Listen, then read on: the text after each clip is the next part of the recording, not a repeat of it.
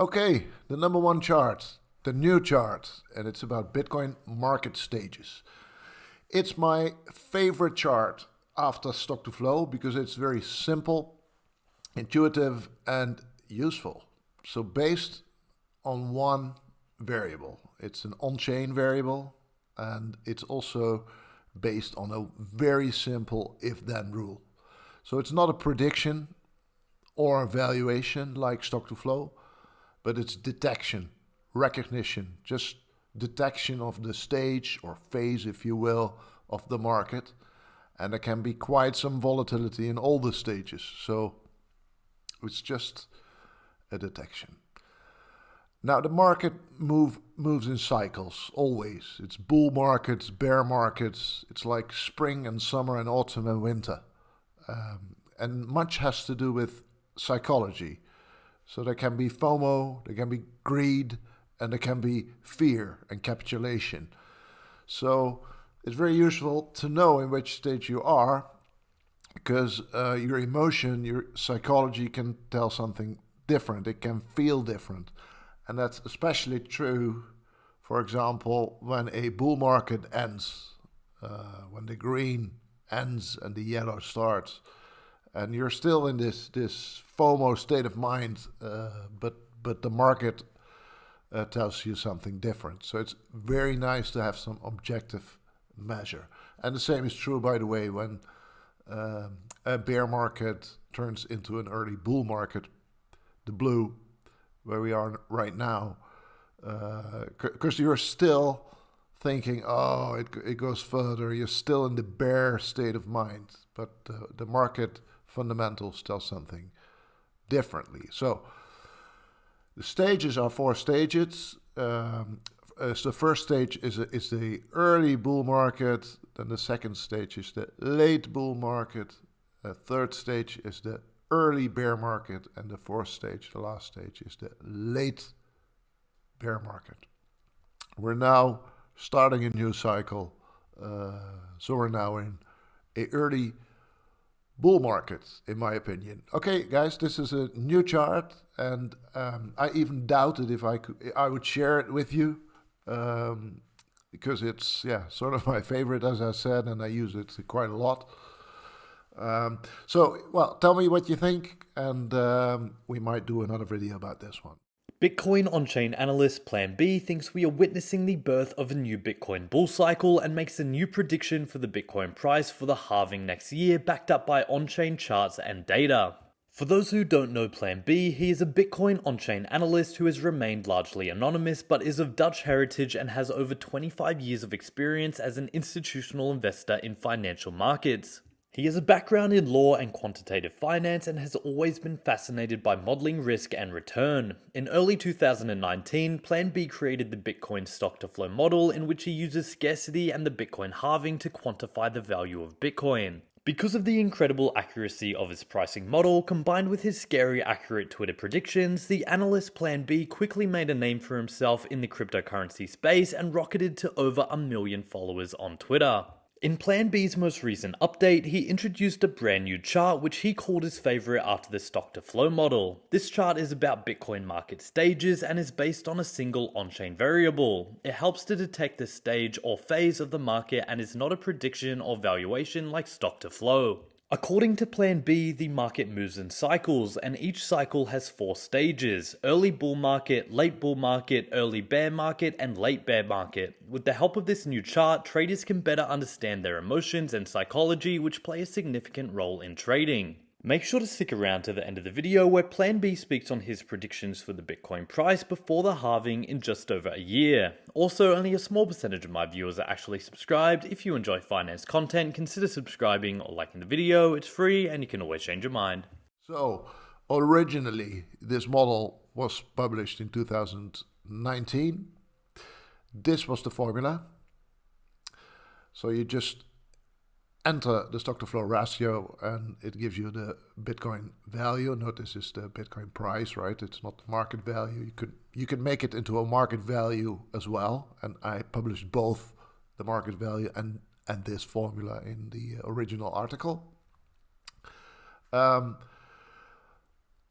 we got into a whole discussion about econometrics, actually, and it was about autocorrelation or serial correlation, as it's also called.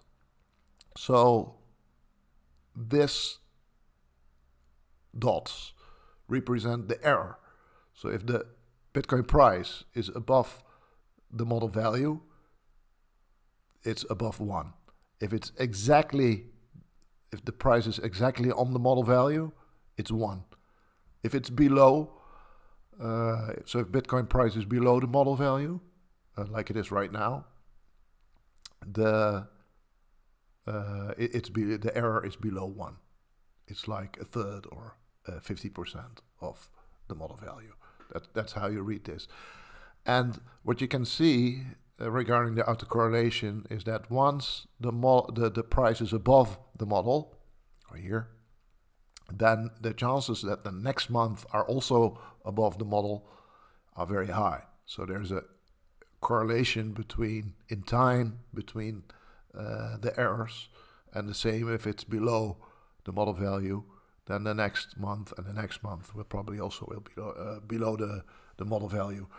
That, of course, has everything to do with the fact that it's all about the halvings. And there is only 3 halvings. When I made the model right here, there was only 2 halvings. So it really has to do with that. So at the time, I proposed a model that was based on yearly data instead of monthly data. And that yearly model, came up with a slightly different value of 100K. And that's where the 100K model came from. The original model, so this one is 55K. To make that point even more extremely, at the time, I suggested a stock-to-flow cross-asset model. So looking at not the historical price and historical halvings of Bitcoin, but other assets like gold and silver. And if we only look at gold and silver and estimate, and the stock to flow, the scarcity of those 2 assets, and estimate the Bitcoin value, market value with only gold and silver, then you would end up with a value somewhere around 288K. That was the value at the time. So it can be a bit confusing to have 3 numbers out there: the 55K from the original model, the 100K from the yearly model, and the 288K from the stock-to-flow cross-asset model based on gold and silver. But now you know where it came from and why it was made. By the way, I still think that the stock-to-flow cross-asset model based on gold and silver is fundamentally the most valuable model. Of course, at the moment, the original stock-to-flow model based on monthly data predicting a 55K Bitcoin at the moment is the most accurate. Anyway, the key thing is scarcity will double every halving. Will that impact price? I think the answer is yes.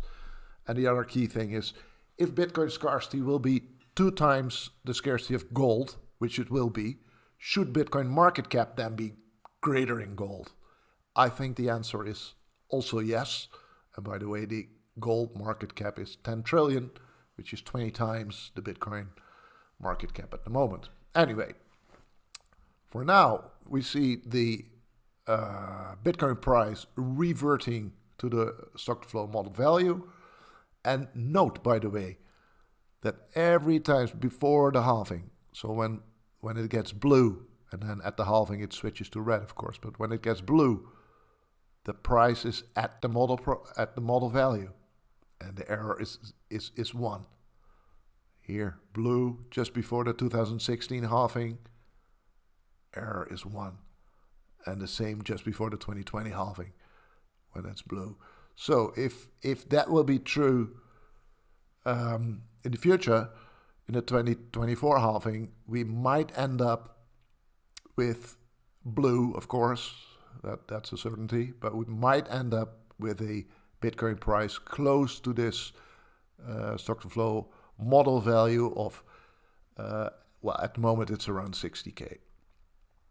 I might have to increase my prediction that I made earlier this year in January 12th.